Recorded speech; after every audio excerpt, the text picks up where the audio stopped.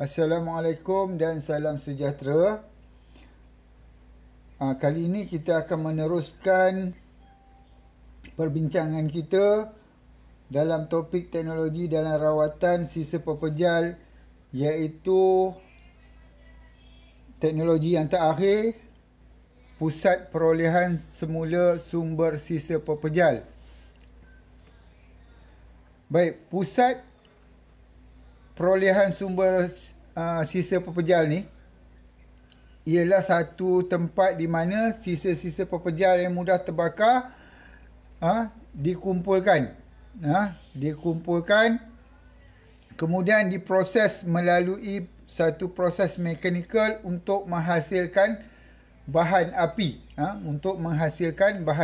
yang dikenali sebagai refuse derived fuel, untuk menjana tenaga.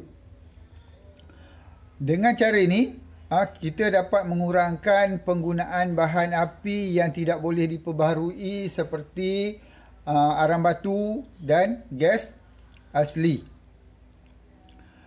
Untuk menghasilkan RDF ni, terdapat 3 proses yang penting, iaitu yang pertama, proses pengasingan untuk mengasingkan sisa pepejal yang sesuai bagi penghasilan RDF daripada kaca, aluminium atau bahan organik yang basah. Kita kena, dalam proses ni, bahan-bahan ni kena dipilih dulu. Kena dipilih melalui proses pengasingan. Hanya sisa pepejal yang sesuai sahaja yang diambil untuk menghasilkan RDF ini. Baik, yang kedua, proses pencaritan dan pengasingan sisa pepejal mengikut saiz untuk menghasilkan RDF dengan ukuran yang sesuai dan seragam. Jadi, sisa-sisa pepejal ni akan asingkan mengikut saiz. Kalau dia terlalu besar, mungkin proses pemecahan dan pengecilan saiz akan dilakukan.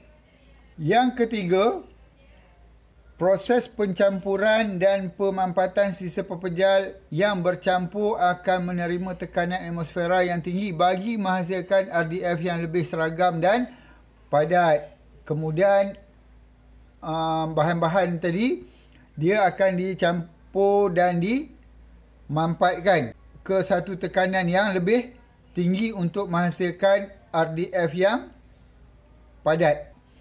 RDF yang terhasil akan dihantar ke stesen penjana elektrik bagi tujuan pembakaran yang memanaskan dandang ataupun boiler untuk menjana elektrik. Bahan-bahan ni digunakan dalam jana kuasa elektrik terma ataupun jana kuasa elektrik biojisim, di mana dia akan menggantikan bahan bakar yang tidak boleh diperbaharui.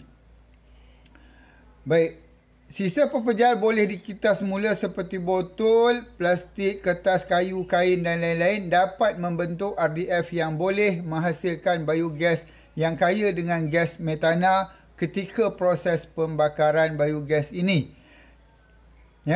Jadi, bahan-bahan yang paling sesuai dijadikan RDF ini ialah, ni dia, botol plastik, kertas, kayu dan kain. Yang ini paling sesuai untuk dijadikan RDF. Kerana bahan ini dapat menghasilkan biogas. Ni biogas yang kaya dengan gas metana. Baik, biogas ini dapat meningkatkan penjanaan tenaga. Baik, kaedah ni juga ada kelebihan dan ada kekurangan dia. Baik, kelebihan. Yang pertama, kaedah ini dapat menghasilkan bahan api yang boleh meningkatkan penjanaan tenaga. Ya, bahan api ini dapat menghasilkan tenaga haba melalui pembakaran kan. Kedua, mengurangkan sisa pepejal yang sukar dilupus dan lambat terurai, iaitu sisa pepejal berasaskan plastik. Kalau sebelum ni, kalau kita hantar ke tapak pelupusan sanitari, bahan-bahan plastik ni, saya dah jelaskan sebelum ni, mungkin mengambil masa sehingga 25 tahun baru dia mereput. Jadi dengan kaedah ini, kita tak perlu tunggu sehingga 25 tahun. Hantar saja ke pusat ni, kemudian diproses, kemudian dijadikan bahan bakar RDF dan dia terus lupus. Ya. Kekurangan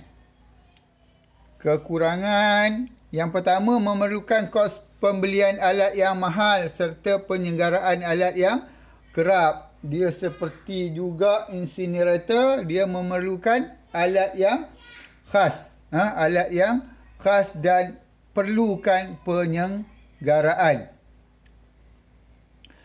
Yang kedua, memerlukan masa yang lama bagi proses pengasingan, pencaritan dan sebagainya. Proses ini dia perlukan pengasingan. Jadi proses pengasingan ni dia memerlukan tenaga kerja dan juga masa yang agak lama untuk dilakukan. Jadi ini adalah satu kelemahan bagi sistem ni.